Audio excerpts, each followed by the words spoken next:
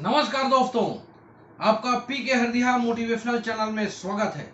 दोस्तों, आज आपका पी कुमार आपको छत्तीसगढ़ टूनी प्रताड़ना निवारण अधिनियम 2005 के बारे में जानकारी देगा। दोस्तों, सबसे पहले मैं इस अधिनियम की आवश्यकता छत्तीसगढ़ राज्य में क्यों पड़ी, इसकी ऐतिहासिक पृष्ठभूमि के बारे में आपको जानकारी दूंगा। दोस्तों, पुराने समय से ही छत्तीसगढ़ में जादू, टोना, तंत्र, मंत्र रूपी अंधविश्वास एवं कुरीतियां विद्यमान है। दोस्तों, आज भी छत्तीसगढ़ के ग्रामीण अंचलों में झाड़ फूक एवं टोटका के द्वारा बीमारियों का इलाज धड़ल्ले से किया जा रहा है, जिसमें मुख्यतः सिर दर्द, बदन दर्द, दांतों का दर्द, पीलिया, सांप काटने का इलाज शामिल है। साथ ही साथ और भी बहुत सारी सामाजिक कुरीतियां विद्यमान हैं जो तंत्र मंत्र एवं जादू का सहारा लेकर के टोने और टोटके के माध्यम से इसका इलाज करवा रहे हैं। दोस्तों, अगर फसल में क्रॉप्स में बीमारी लग जाती है तो लोग टोटका के माध्यम से एवं जादू तंत्र के माध्यम से फसल को जो हानि हुई है उसका इलाज कराते आ रहे हैं। दोस्तों, छत्तीसगढ़ राज्य में टूनही के नाम पर महिलाओं के साथ अत्याचार किया जा रहा है।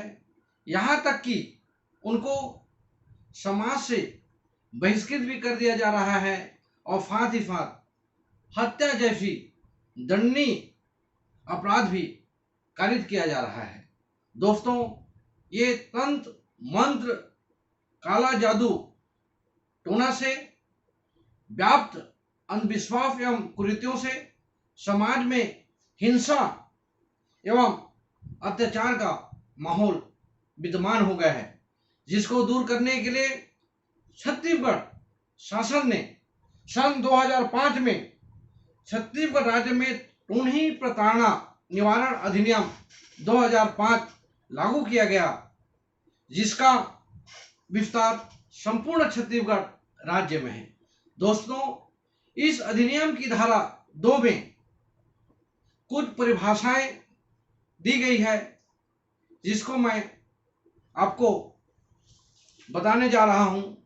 जैसे धारा 2, इस अधिनियम की धारा 2 में टूनही को परिभाषित किया गया है। टूनही से अभिप्रेत है व्यक्ति जिसे किसी व्यक्ति अथवा व्यक्तियों द्वारा उपद्रवित किया जाए कि वह किसी अन्य व्यक्ति अथवा व्यक्तियों अथवा समाज, पशु, जीवित वस्तुओं को काला जादू, बुरी नजर या किसी अन्य रीति से हानि पहुंचाएगा अथवा हानि पहुंचाने की शक्ति रखता है अथवा हानि अथवा इस तरह हानि पहुंचाने का आशय रखता है, चाहे वह डायन, टून्हा अथवा किसी अन्य नाम से जाना जाता हो, अर्थात टूनही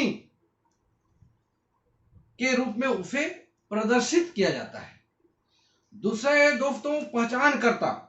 पहचानकर्ता से अभिप्रेत है वह व्यक्ति जो किसी व्यक्ति को टूनही के रूप में उपदर्शित करता हो, अन्य किसी व्यक्ति को उपदर्शित करने के लिए प्रेरित करता हो या अपने कार्य, शब्दों, भाव भंगिमा या व्यवहार से उपदर्शित करने में मदद करता हो या जानबूझकर ऐसा कोई कार्य करता हो जिससे ऐसी पहचान के आधार पर उस व्यक्ति को क्षति पहुंचे अथवा क्षति पहुंचाने का आशंका हो अथवा उनकी सुरक्षा एवं सम्मान पर प्रतिकूल प्रभाव पड़े।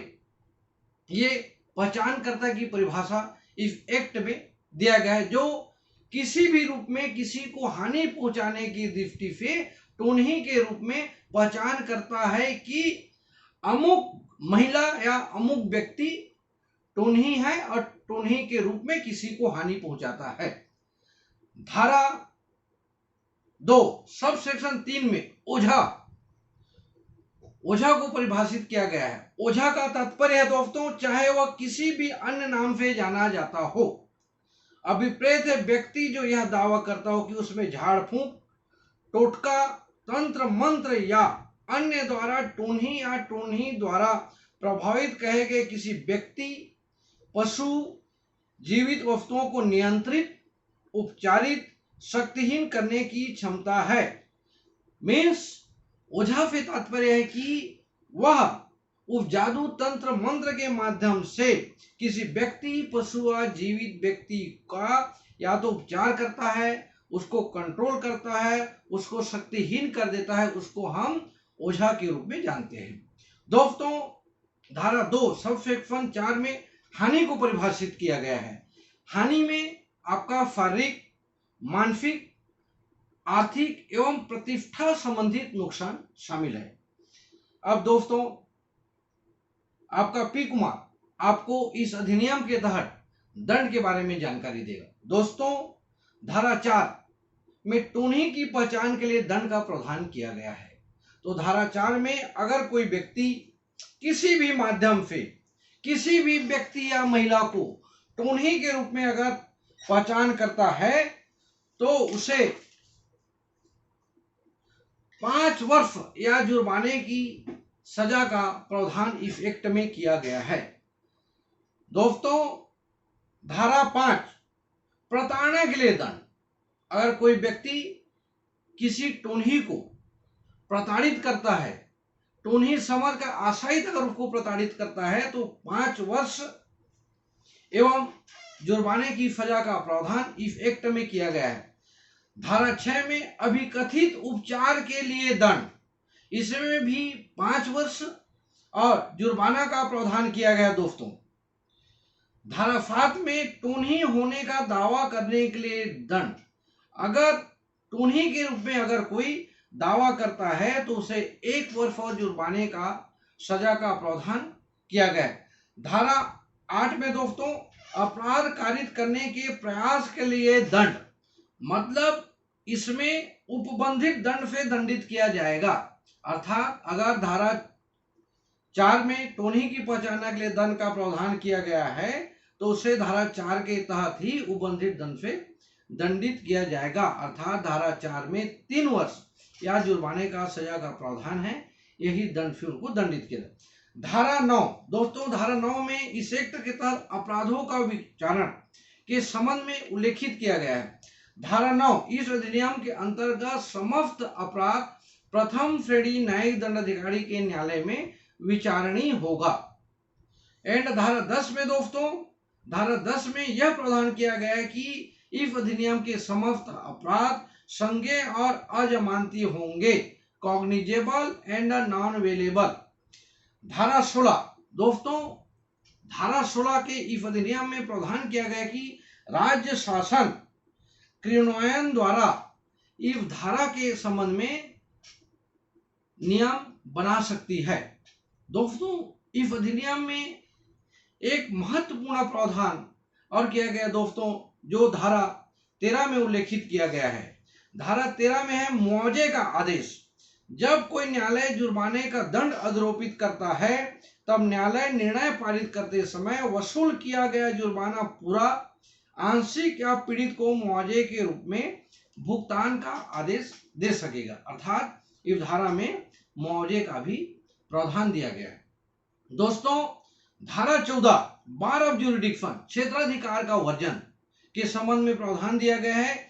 इस अधिनियम अथवा इसके अंतर्गत बनाए गए किसी भी नियम के अधीन किसी अधिकारी या पदाधिकारी द्वारा किए गए निर्णय अथवा पारित आदेश के विरुद्ध वाद या कार्रवाई सिविल न्यायालय ग्रहण नहीं करेगा। अर्थात इस अधिनियम के तहत किसी भी तरह से निर्णय और आदेश पारित किया गया है उसको सिविल कोर्ट में हस्तगत नहीं किया जाएगा, अर्थात उसको चैलेंज नहीं किया जाएगा। दोस्तों, छत्तीसगढ़ टोन्ही निवारण अधिनियम छत्तीसगढ़ राज्य के द्वारा पारित किया गया है।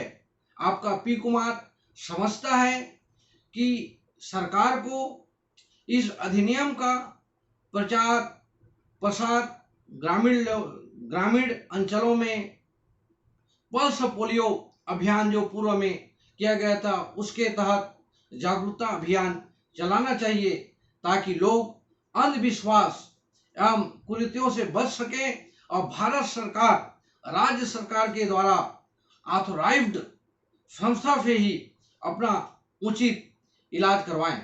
दोस्तों, आपका पी कुमार आपको सजेस्ट करता है कि अंधविश्वास से दूर रहें एवं खुद को एवं समाज को सुरक्षित रखें। दोस्तों, अगर आपको मेरा ये वीडियो पसंद आया होगा तो जरूर लाइक करें, शेयर करें, सब्सक्राइब करें। धन्यवाद दोस्तों।